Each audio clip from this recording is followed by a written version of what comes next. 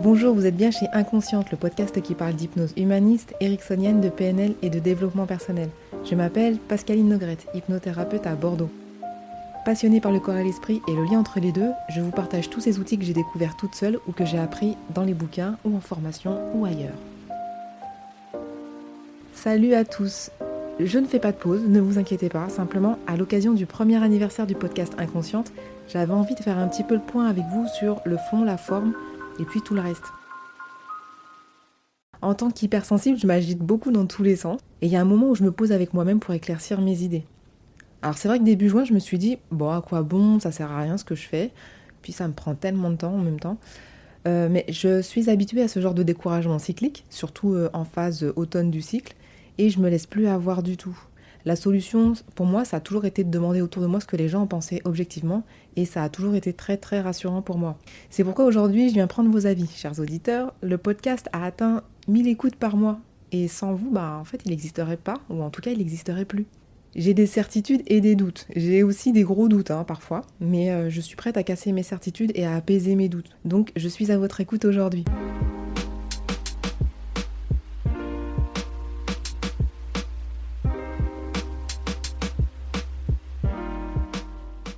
Pour commencer, je voulais vous poser la question sur la durée du podcast.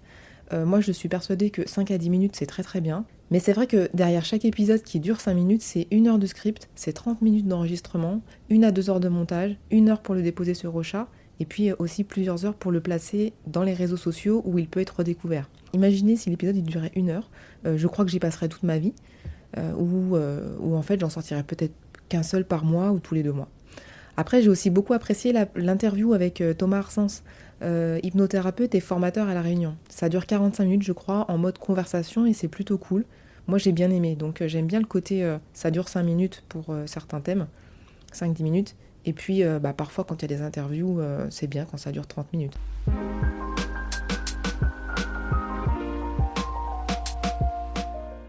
Pour ce qui est du thème du podcast, ou plutôt les thèmes, je me demande toujours si je ne m'éparpille pas un peu trop. Hypnose, PNL, communication non violente, transgénérationnelle, psychologie. Puis en même temps, ça me ressemble. Ça ressemble à ma pratique de tous les jours. C'est-à-dire que je ne fais pas toujours de l'hypnose en séance.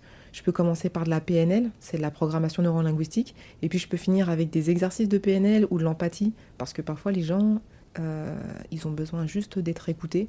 Et ça fait déjà beaucoup, beaucoup de bien. Parfois, je finis avec de la communication non violente, et puis je commence même avec, des fois, et puis ça termine en hypnose. Mais j'ai rarement le temps de tout faire. Ce podcast, il reflète un peu tout ce que je fais en vrai. Alors, est-ce que selon vous, je reste sur l'hypnose pure et dure, ou je continue à déborder comme je le fais depuis 1 an ?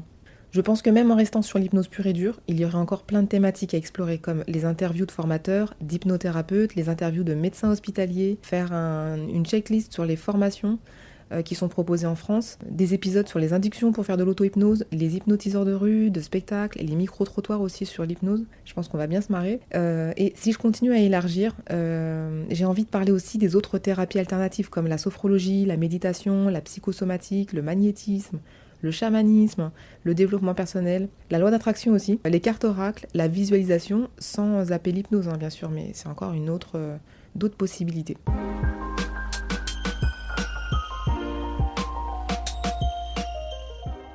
Concernant la musique, est-ce qu'elle vous plaît toujours ? Kiruzu est un artiste japonais. J'ai eu un coup de cœur il y a 1 an pour sa musique dont le titre est Atashi. Le son d'origine n'est pas net car au début il y a un bruit de chute d'eau. Et parfois je me dis que je devrais changer même si je ne sais pas avec quoi. Mais voilà, je voulais avoir votre avis là-dessus.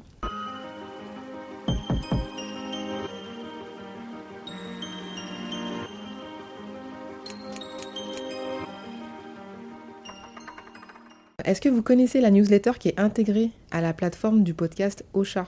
Je ne sais pas qui y est inscrit et du coup des fois j'écris et des fois je n'écris pas de newsletter. Donc, mais je crois que c'est dommage parce que je pourrais partager encore plus de choses dans ce format-là, comme un bonus du podcast par exemple, où vous annoncez les suivants. Je crois que c'est tout, même si j'ai l'impression d'avoir oublié quelque chose. Ah si, la fréquence, 1 fois par semaine, par quinzaine, par mois. Dites-moi ce que vous préférez. Moi, derrière, je m'arrange pour déléguer, optimiser et être moins perfectionniste aussi parce que du coup, quand on est perfectionniste, on passe beaucoup de temps à gérer les tout petits détails et du coup, on peut pas jouer sur la fréquence. Donc, dites-moi ce que vous préférez en fréquence. Je pense que là, on est bon. Voilà, je pense que c'est tout. Donc, au lieu de vous rappeler les citations en fin de podcast, d'ailleurs, est-ce que les citations en début et en fin, on garde? Il y a certaines personnes, j'ai eu certains retours, on m'a dit «Ah, c'est vachement bien» et tout, donc je voulais savoir ce que vous en pensiez, si on les garde au début, à la fin ou pas. Voilà. Donc, décidément, j'adore les interrogatoires. Je vais vous rappeler les questions. La première, c'est est-ce que vous préférez que chaque épisode reste court ou je peux aussi faire des interviews de 30 minutes, 1 heure? Est-ce que la thématique doit rester sur de l'hypnose pure ou déborder un peu, comme je le fais depuis 1 an? Est-ce que la musique de Kirgouzou, celle qui passe dans ce podcast-là, est-ce qu'elle vous plaît, celle qui passe là en ce moment? Est-ce qu'elle vous plaît toujours? Est-ce que vous connaissez la newsletter sur Ocha? Et à votre avis, quelle est la bonne fréquence de sortie de chaque épisode? Et puis aussi, est-ce qu'on garde les citations en fin et en début de podcast? Je vais en rajouter une dernière. Est-ce que vous avez déjà mis des étoiles sur Apple Podcast? Pas de panique, hein, je vous mets les questions, ces questions-là sur Ocha, Instagram, Facebook, LinkedIn, donc vous pouvez pas les louper. Donc vous pouvez me laisser vos commentaires, je serai toujours ravie de vous lire. Mon adresse Gmail, c'est la même, c'est pascalinehypnose@gmail.com. Vous pouvez aussi m'écrire sur Instagram, Facebook, LinkedIn. Vous pouvez soutenir le podcast afin qu'il soit écouté au maximum. Et puis partagez-le si vous pensez qu'il peut faire du bien à quelqu'un. Et si vous êtes sur Apple Podcast, comme je vous le répète, les étoiles, c'est la vie.